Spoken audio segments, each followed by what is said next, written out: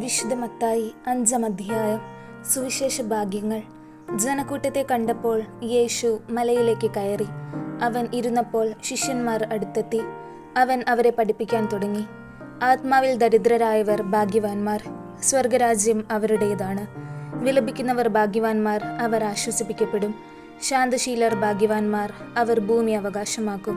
നീതിക്ക് വേണ്ടി വിശക്കുകയും ദാഹിക്കുകയും ചെയ്യുന്നവർ ഭാഗ്യവാന്മാർ, അവർക്ക് സംതൃപ്തി ലഭിക്കും.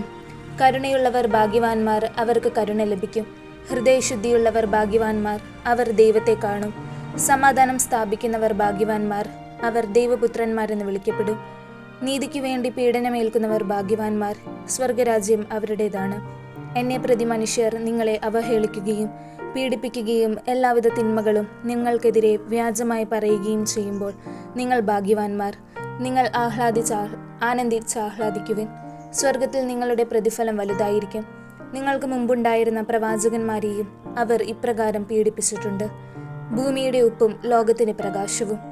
നിങ്ങൾ ഭൂമിയുടെ ഉപ്പാണ്. ഉറകെട്ടുപോയാൽ ഉപ്പിന് എങ്ങനെ വീണ്ടും ഉറകൂട്ടും?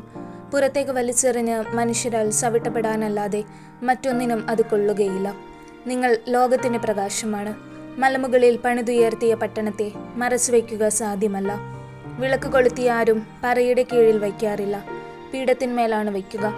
അപ്പോൾ അത് ഭവനത്തിലുള്ള എല്ലാവർക്കും പ്രകാശം നൽകുന്നു. അപ്രകാരം മനുഷ്യർ നിങ്ങളുടെ സത്പ്രവർത്തികൾ കണ്ട് സ്വർഗസ്ഥനായ നിങ്ങളുടെ പിതാവിനെ മഹത്വപ്പെടുത്തേണ്ടതിന് നിങ്ങളുടെ വെളിച്ചം അവരുടെ മുൻപിൽ പ്രകാശിക്കട്ടെ. നിയമത്തിൻ്റെ പൂർത്തീകരണം. നിയമത്തെയോ പ്രവാചകന്മാരെയോ അസാധുവാക്കാനാണ് ഞാൻ വന്നതെന്ന് നിങ്ങൾ വിചാരിക്കരുത്. അസാധുവാക്കാനല്ല, പൂർത്തിയാക്കാനാണ് ഞാൻ വന്നത്. ആകാശവും ഭൂമിയും കടന്നു പോകുന്നതുവരെ സമസ്തവും നിറവേറുവോളം നിയമത്തിൽ നിന്ന് വള്ളിയോ പുള്ളിയോ മാറുകയില്ലെന്ന് സത്യമായി ഞാൻ നിങ്ങളോട് പറയുന്നു. ഈ പ്രമാണങ്ങളിൽ ഏറ്റവും നിസ്സാരമായ ഒന്ന് ലംഘിക്കുകയോ ലംഘിക്കാൻ മറ്റുള്ളവരെ പഠിപ്പിക്കുകയോ ചെയ്യുന്നവൻ സ്വർഗരാജ്യത്തിൽ ചെറിയവനെന്ന് വിളിക്കപ്പെടും. എന്നാൽ അതനുസരിക്കുകയും പഠിപ്പിക്കുകയും ചെയ്യുന്നവൻ സ്വർഗരാജ്യത്തിൽ വലിയവനെന്ന് വിളിക്കപ്പെടും. നിങ്ങളുടെ നീതി നിയമജ്ഞരുടെയും ഫരിസയരുടെയും നീതിയെ അതിശയിക്കുന്നില്ലെങ്കിൽ നിങ്ങൾ സ്വർഗരാജ്യത്തിൽ പ്രവേശിക്കുകയില്ലെന്ന് ഞാൻ നിങ്ങളോട് പറയുന്നു. സഹോദരനുമായി രമ്യപ്പെടുക. കൊല്ലരുത്, കൊല്ലുന്നവൻ ന്യായവിധിക്ക് അർഹനാകുമെന്ന് പൂർവികരോട് പറയപ്പെട്ടതായി നിങ്ങൾ കേട്ടിട്ടുണ്ടല്ലോ. എന്നാൽ ഞാൻ നിങ്ങളോട് പറയുന്നു, സഹോദരനോട് കോപിക്കുന്നവൻ ന്യായവിധിക്ക് അർഹനാകും. സഹോദരനെ ബോഷ എന്ന് വിളിക്കുന്നവൻ ന്യായാധിപ സംഘത്തിൻ്റെ മുൻപിൽ നിൽക്കേണ്ടി വരും. വിഡ്ഢി എന്ന് വിളിക്കുന്നവനാകട്ടെ നരകാഗ്നിക്ക് ഇരയായിത്തീരും. നീ ബലിപീഠത്തിൽ കാഴ്ചയർപ്പിക്കുമ്പോൾ നിന്റെ സഹോദരന് നിന്നോട് എന്തെങ്കിലും വിരോധമുണ്ടെന്ന് അവിടെ വെച്ച് ഓർത്താൽ കാഴ്ചവസ്തു അവിടെ ബലിപീഠത്തിന് മുൻപിൽ വെച്ചിട്ട് പോയി സഹോദരനോട് രമ്യപ്പെടുക. പിന്നെ വന്ന് കാഴ്ചയർപ്പിക്കുക. നീ പ്രതിയോഗിയോട് വഴിക്ക് വെച്ച് തന്നെ വേഗം രമ്യതപ്പെട്ടുകൊള്ളുക. അല്ലെങ്കിൽ പ്രതിയോഗി നിന്നെ ന്യായാധിപൻ സേവകനും ഏൽപ്പിച്ചു കൊടുക്കും. അങ്ങനെ നീ കാരാഗ്രഹത്തിൽ അടയ്ക്കപ്പെടും.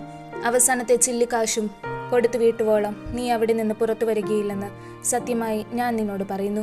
വ്യഭിചാരം ചെയ്യരുത് എന്ന് കൽപ്പിച്ചിട്ടുള്ളത് നിങ്ങൾ കേട്ടിട്ടുണ്ടല്ലോ. എന്നാൽ ഞാൻ നിങ്ങളോട് പറയുന്നു, ആസക്തിയോടെ സ്ത്രീയെ നോക്കുന്നവൻ ഹൃദയത്തിൽ അവളുമായി വ്യഭിചാരം ചെയ്തു കഴിഞ്ഞു. വലത്ത് കണ്ണ് നിനക്ക് പാപഹേതുവാകുന്നുവെങ്കിൽ അത് ചൂഴ്ന്നെടുത്ത് എറിഞ്ഞു കളയുക. ശരീരമാകെ നരകത്തിലേക്ക് എറിയപ്പെടുന്നതിനേക്കാൾ നല്ലത് അവയിലൊന്ന് നഷ്ടപ്പെടുകയാണ്. വലതുകരം നിനക്ക് പാപഹേതുവാകുന്നെങ്കിൽ അത് വെട്ടി ദൂരെ എറിയുക. ശരീരമാകെ നരകത്തിൽ പതിക്കുന്നതിനേക്കാൾ നല്ലത് അവയിലൊന്ന് നഷ്ടപ്പെടുന്നതാണ്. വിവാഹമോചനം. ഭാര്യയെ ഉപേക്ഷിക്കുന്നവൻ അവൾക്ക് ഉപേക്ഷാപത്രം കൊടുക്കണം എന്ന് കൽപ്പിച്ചിട്ടുണ്ടല്ലോ. എന്നാൽ ഞാൻ നിങ്ങളോട് പറയുന്നു, പരസംഗം നിമിത്തമല്ലാതെ ഭാര്യയെ ഉപേക്ഷിക്കുന്നവൻ അവളെ വ്യഭിചാരിണിയാക്കുന്നു. ഉപേക്ഷിക്കപ്പെട്ടവളെ പരിഗ്രഹിക്കുന്നവനും വ്യഭിചാരം ചെയ്യുന്നു. ആണയിടരുത്. വ്യാജമായ ആണയിടരുത്. കർത്താവിനോട് ചെയ്ത ശബ്ദം നിറവേറ്റണമെന്ന് പൂർവികരോട് കൽപ്പിച്ചിട്ടുള്ളതായി നിങ്ങൾ കേട്ടിട്ടുണ്ടല്ലോ. എന്നാൽ ഞാൻ നിങ്ങളോട് പറയുന്നു, ആണയിടുകയരുത്. സ്വർഗത്തെ കൊണ്ട് ആണയിടരുത്, അത് ദൈവത്തിൻ്റെ സിംഹാസനമാണ്. ഭൂമിയെ കൊണ്ടും അരുത്, അത് അവിടുത്തെ പാദപീഠമാണ്. ജെറുസലേമിനെ കൊണ്ടും അരുത്, അത് മഹാരാജാവിൻ്റെ നഗരമാണ്. നിന്റെ ശിരസിനെ കൊണ്ടും ആണയിടരുത്.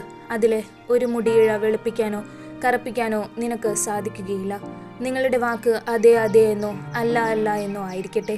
ഇതിനപ്പുറമുള്ളത് ദുഷ്ടനിൽ നിന്ന് വരുന്നു. തിന്മയെ നന്മ കൊണ്ട് ജയിക്കുക. കണ്ണിന് പകരം കണ്ണ്, പല്ലിന് പകരം പല്ല് എന്ന് പറഞ്ഞിട്ടുള്ളത് നിങ്ങൾ കേട്ടിട്ടുണ്ടല്ലോ. എന്നാൽ ഞാൻ നിങ്ങളോട് പറയുന്നു, ദുഷ്ടനെ എതിർക്കരുത്. വലത്തു കരണത്തടിക്കുന്നവന് മറ്റേ കരണം കൂടി കാണിച്ചു കൊടുക്കുക. നിന്നോട് വ്യവഹരിച്ച് നിന്റെ ഉടുപ്പ് കരസ്ഥമാക്കാൻ ഉദ്യമിക്കുന്നവന് മേലങ്കി കൂടി കൊടുക്കുക. 1 മൈൽ ദൂരം പോകാൻ നിന്നെ നിർബന്ധിക്കുന്നവനോട് കൂടെ 2 മൈൽ ദൂരം പോകുക. ചോദിക്കുന്നവന് കൊടുക്കുക, വായ്പ വാങ്ങാൻ ഇച്ഛിക്കുന്നവനിൽ നിന്ന് ഒഴിഞ്ഞു മാറരുത്. ശത്രുക്കളെ സ്നേഹിക്കുക, അയൽക്കാരനെ സ്നേഹിക്കുക, ശത്രുവിനെ ദ്വേഷിക്കുക എന്ന് പറഞ്ഞിട്ടുള്ളത് നിങ്ങൾ കേട്ടിട്ടുണ്ടല്ലോ. എന്നാൽ ഞാൻ നിങ്ങളോട് പറയുന്നു, ശത്രുക്കളെ സ്നേഹിക്കുവിൻ, നിങ്ങളെ പീഡിപ്പിക്കുന്നവർക്ക് വേണ്ടി പ്രാർത്ഥിക്കുവിൻ.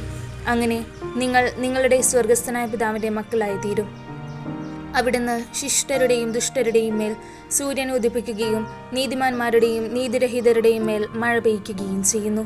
നിങ്ങളെ സ്നേഹിക്കുന്നവരെ നിങ്ങൾ സ്നേഹിച്ചാൽ നിങ്ങൾക്ക് എന്ത് പ്രതിഫലമാണ് ലഭിക്കുക? ചുങ്കക്കാർ പോലും അതുതന്നെ ചെയ്യുന്നില്ലേ? സഹോദരങ്ങളെ മാത്രമേ നിങ്ങൾ അഭിവാദനം ചെയ്യുന്നുള്ളൂവെങ്കിൽ വിശേഷവിധിയായി എന്താണ് നിങ്ങൾ ചെയ്യുന്നത്? വിജാതീയരും അതുതന്നെ ചെയ്യുന്നില്ലേ? അതുകൊണ്ട് നിങ്ങളുടെ സ്വർഗസ്ഥനായ പിതാവ് പരിപൂർണനായിരിക്കുന്നത് പോലെ നിങ്ങളും പരിപൂർണരായിരിക്കുവിൻ.